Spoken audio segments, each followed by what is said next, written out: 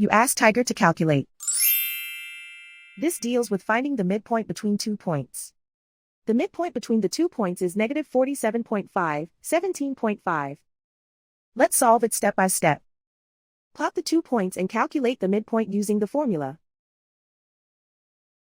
The coordinates of point 1 are, x1 equals negative 22, y1 equals negative 62. The coordinates of point 2 are, x2 equals negative 73, y2 equals 97. PM represents the midpoint of the 2 points.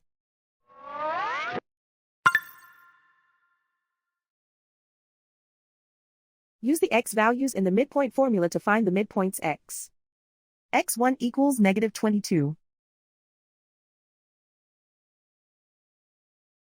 x2 equals negative 73.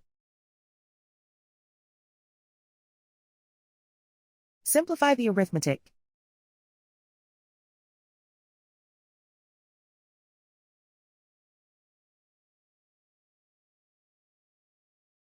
Use the y values in the midpoint formula to find the midpoints y. y1 equals negative 62. y2 equals 97. Simplify the arithmetic.